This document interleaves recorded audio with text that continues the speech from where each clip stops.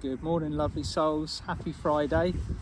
Tim Wild and Paul Dobree-Carey's Friday morning Ascension update. And as you can probably see, we are not in the woods. We are out at a sacred site called Knowlton Church. It is, yes. Knowlton Church is somewhere that Paul and I have been meeting since the beginning of this kind of cosmic ascension trajectory. And I do believe this was the spot that you gave me my first crystal skull. It was, yes. Programmed do you remember, crystal skull. I remember his name? Off the top of my head, I don't, my friend. What is it? It wasn't it Amara or along those lines? Amara. Yes. Amara. Yeah. That's it. Yeah. And because it spoke. It gave the name itself when it was here. And that was the kind of the doorway that opened into crystal skull connections. And you've done fabulous from there with the onks and the other crystals that you've been working with as well. Yes. So this spot is very dear to both of us, and we thought we'd come out on this very, very chilly Friday morning. It's chilly as well. With on cups of Earl Grey as well. That's right. I've drunk my coffee quite this morning, and we're just going to talk a little bit about the event that we are running on Zoom on the 12th. Now, obviously, we've entered into December. It's a important month. It's the last month of this incredible year. You've had an incredible year, Paul, haven't you? Amazing. Through 10 countries this year from the beginning. This time last year was starting at the bottom from physically, trying to rebuild myself again. Yeah. And it's taken me through 10 countries right across Europe. Been an incredible year, Egypt included within that, and many insights and awareness, coming to light. And this is why I thought it was a fabulous time at this time of year when we come to the end of a year to be able to review not only this year, but the previous 10 years. I love that concept. From the cosmic moment that we both shared back in 2012. Yeah. And all the expectations that came with that at the time, and just bring this together at this point, a 10-year anniversary, to have a look at what's taken place over that time, and what we can expect going forwards. And we're really looking forward to putting together this event and bringing that information to you. Yeah. So much has happened in that. It is. The thing that I'm looking forward to the most is actually diving deeply into what we've experienced both individually and as an Ascension collective, because my life and your life is so incredibly different now from a decade ago. And if you think about the length of a decade is 10 years, and on the cosmic calendar that is just like a little blip. It's like a tiny little piece of time that is so insignificant on a long-term basis, but for all of us experiencing what we've been through, it seems like an eternity. We've progressed so much from the very third dimensional linear energy that we've experienced on this planet for 10,000 years into a situation where literally as we're speaking to you here from Knowlton Church, the frequency of our planet and our personal frequency, depending on what we're kind of looking at the particular time, is rising. And so we've had to deal with these jumps, regular jumps on full moons, new moons, equinoxes, Lions Gates, solstices, one after another. And so they've turned from spiritual dates into events that push us forwards with a huge amount of momentum, and a lot of us have struggled to deal with that on a physical level, on an emotional level, on a spiritual level. We have progressed. So we're going to look at each year, aren't we? 2013, what happened? 2014, what happened? 2015, and so forth. And there's little periods of time for me personally during that are a little bit blurry because I had personal stuff going on, and you'll be able to fill those gaps and vice versa. Yes, of course. But it's an interesting process, and also we're going to be looking at what we can expect from the next 10 years. We were just talking about that before we started rolling with the camera, didn't we? Yes, you joined by a very, very large St Bernard that turned up. Very large dog. The St Bernard's a little bit different from your environment with the woodpeckers. And, there's most and the trees around. You've got a protected environment there, but out here we've got all the squirrels. And the squirrels. Squirrels can be a bit dodgy sometimes. And a bit noisy. Sound like ducks, don't they? Yeah, right behind you. So yeah, definitely for next year we can have a look and see what's going. But the progression from there onwards, because it sounds like it comes back as though things are going to get worse before they get better. But worse in what way and better in what way? So we want to have a look at that too, don't we? Because there's a lot of information coming through about how that's going to progress going forwards. The way that I've seen things occurring, and the way that has particularly in the last 3 years, and it goes full circle every time, is regardless of what we're experiencing in our personal lives, in our personal field of experience, it's all about raising our vibration. So the world that we are going to experience in 2023 is going to be defined by our points of focus. It's going to be defined by our beliefs. It's going to be defined by where we are placing our attention. So we're going to look at how the past decade has been not only shaped by our personal experiences, but our expectations, the field collective projections, how we've had to wrap up literally tens of thousands of years of karma. Like there's information that Paul and I have both put out about us being the end of the karmic lineage, where we are the code breakers, where we are incarnated in this lifetime, whether you're kind of pushing 50 like both of us, or whether you're a bit greener behind the ears sort of thing. If you've incarnated here at this time, the chances are you are the end of your karmic lineage for your family. And that in itself has made one of the biggest tests that we've actually seen, where we have the souls around us that no longer recognise who we are.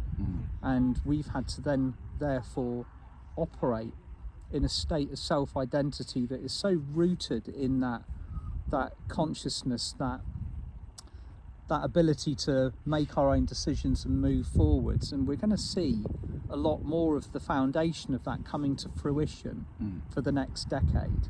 So we've tied up, I believe, and we've done the cleansing, we've done the groundwork, we've done as much shadow work as we possibly can do. And as far as I can tell, what we're being asked to do is walk through this solstice gateway into the next decade as shiny as possible. Now these might sound like, it sounds like kind of a, unicorn and magical dust kind of method of thinking kind of thing, but everything that we put in our bodies, everything that we digest, everything that we project out into our field is incredibly powerful. And we're no longer kind of isolated in what we do. When Paul and I were first meeting up at this particular site, and we were doing the work that we were doing here together. Now, Knowlton Church is linked very closely to Avebury. It's linked to Glastonbury, the Tor. And do you remember when we used to do the work and we were connecting it into the Glastonbury ley line system and the Tor? Well, that's how it started with in the UK. I came to Knowlton as a young boy with my father. Yeah. My father's funeral was a couple of days ago, and it's great to be here a couple of days after the very person who introduced me to the area. So as a young child, I would never come into the Knowlton circle. So what it is, Knowlton is a henge, exactly like Stonehenge, but the stones, instead of being still present, have been broken up, and that's what we have behind us. We have a Christian church that has been made from the original stones that encircled the area. And that's what we've seen about how to take the old and bring it into the new, which is what happened at the time that this was built originally. And we're doing the same. We're taking the old into the new. We are becoming the new elementals, the angelics, the terrestrials. All of those qualities are being embodied within ourselves. so that we become multidimensional in nature by looking at what is around us and moving into frequency which embodies those particular qualities within. So we can look at that too. But as Tim was saying, linking Knowlton to Avebury, to Glastonbury, to Stonehenge, to many, all the way along the Michael line, all the way from Tintagel in Cornwall to Bury St Edmunds and beyond, which I did in the summer as well. I went along the Michael line. Yeah. And then connecting that further over to Machu Picchu, and in Egypt with Giza and the Bosnian pyramids, and well, you know my journey. Yeah. So my journey's taken me over many countries, creating that crystalline grid, along with many others. There are many others doing the same thing, and just connecting with those areas, with the temples and the sacred spots, and embodying those energies as well within, and then bringing it back to Knowlton each time. Yeah. This is the area that calls me back. So it's fabulous that we've both picked this spot today. Yeah. In order to bring this together. It's almost a must go to here, isn't it? Yes. And what I also find lovely is over the course, particularly the course of this year, Knowlton Church, this particular site. I mean, if you're not familiar with the area, we're almost smack bang halfway between Wimborne and Cranbourne in Dorset. And if you're driving along the Cranbourne Road and you don't know about sacred sites, I mean, you just sail on by Knowlton Church 100 times kind of thing, but it has become more apparent that this site is now drawing in the spiritual community. Yeah. There's a huge spiritual community down in the New Forest area, and so this sacred site is being reactivated again for which the purpose for which it was originally intended. And all of these sacred sites around the world, due to the work that we've all done collectively, are now becoming interlinked and online. I always like that word online, where you switch something off originally and then you turn it back on again, and it reignites at a much higher frequency.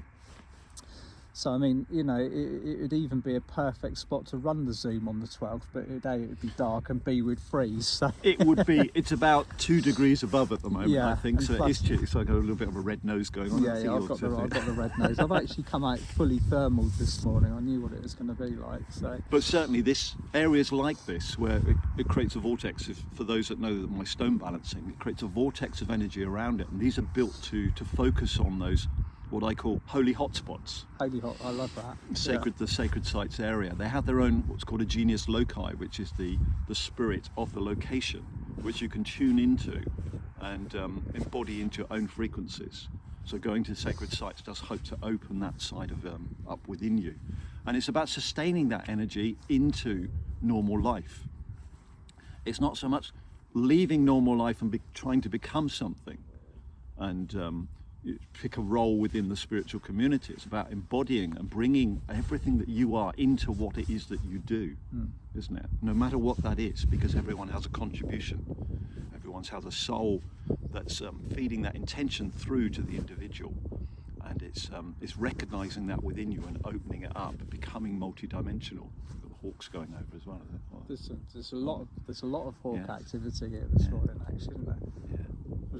It didn't come out because of the St Bernard bounding round the field to start off with. So yeah, I love that, and I think that's something that we're all, if I take the kind of the greater picture, that's something that we're all kind of looking at the moment, the whole process of where we've sustained and actually anchored our individuality as kind of light leaders, light warriors, earth workers, ascension frequency keepers, flame holders, all of these kind of like personas that we are born into when we incarnate on this planet.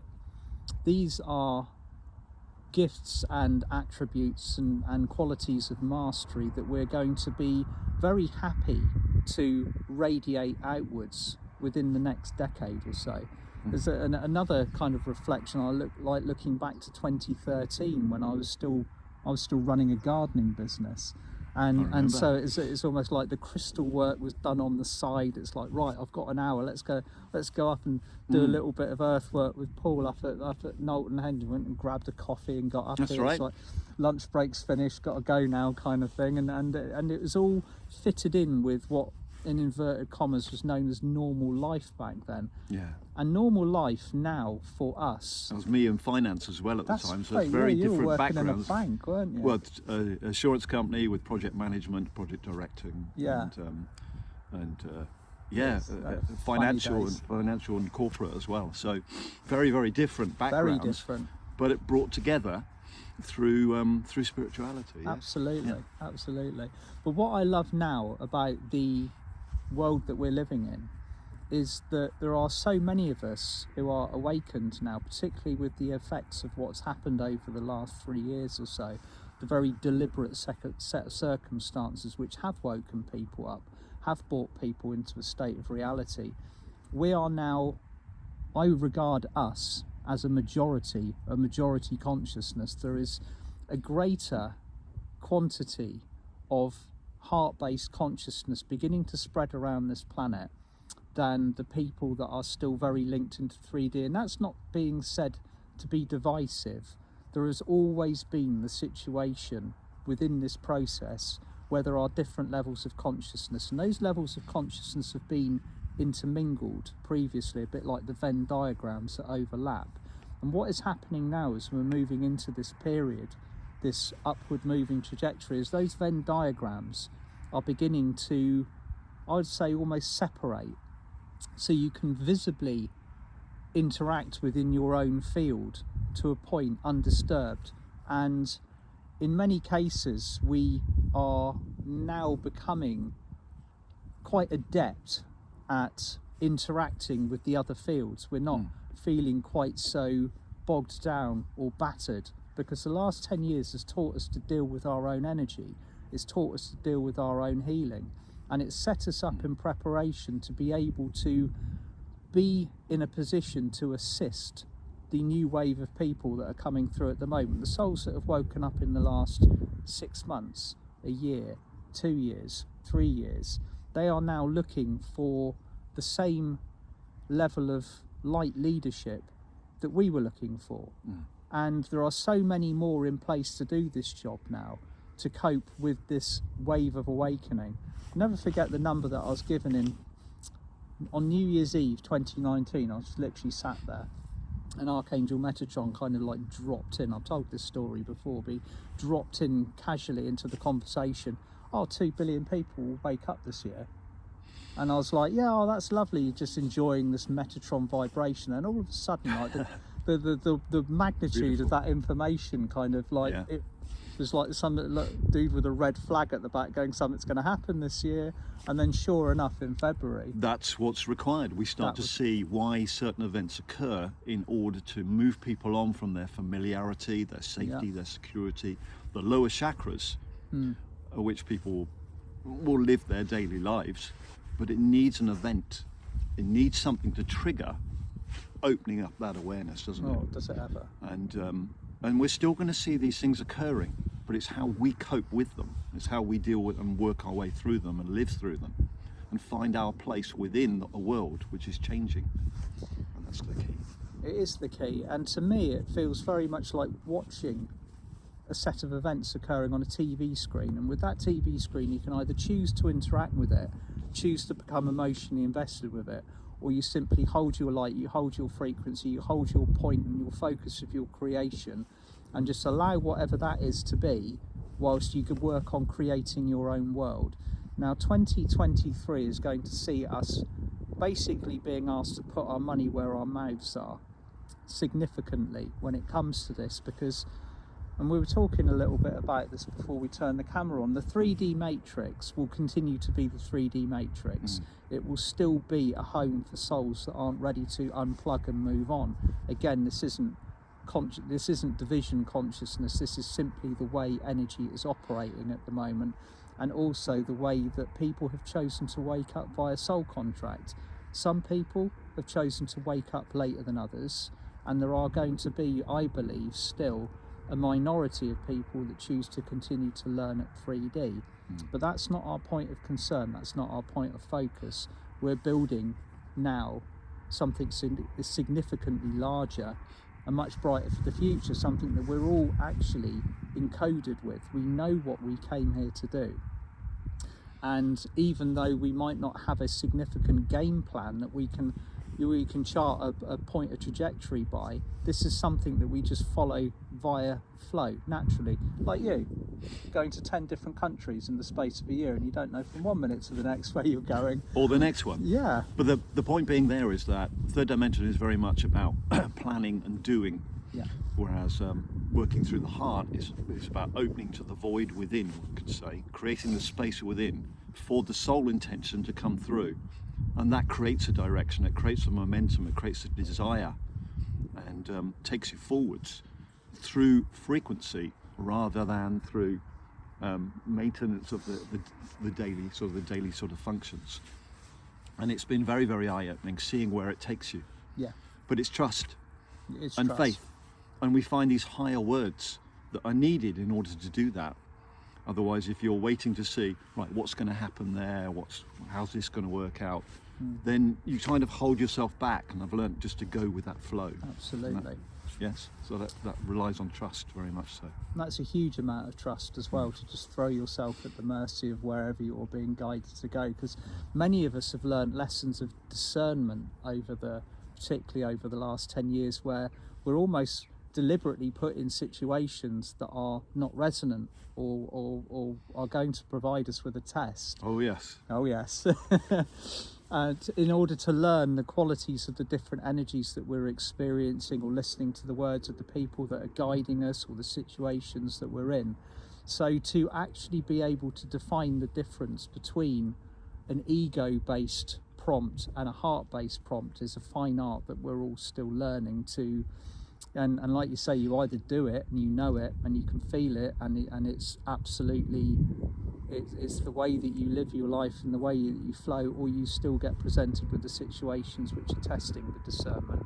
And I think at the moment it is the best field, it is the best testing ground for people's discernment, due to the quantity and the choice of information that we are presented with on a day-to-day basis to pick and choose from. All the spiritual information, all of the information, and then you've got the paradox of the information that's being pumped out of the television into the consciousness of people that are still tuned in. It is choice. It is. It's purely choice. It's purely choice, and listening to that voice, that inner voice. So we're going to be covering and looking at that, and also describing how we've made our choices and we've made our decisions over the last 10 years or so to guide Paul and I to the place that we are at this moment in time. Paul's life is very different from mine. You travel and you activate in physical these places where I'm seem to be more grounded and rooted in Dorset.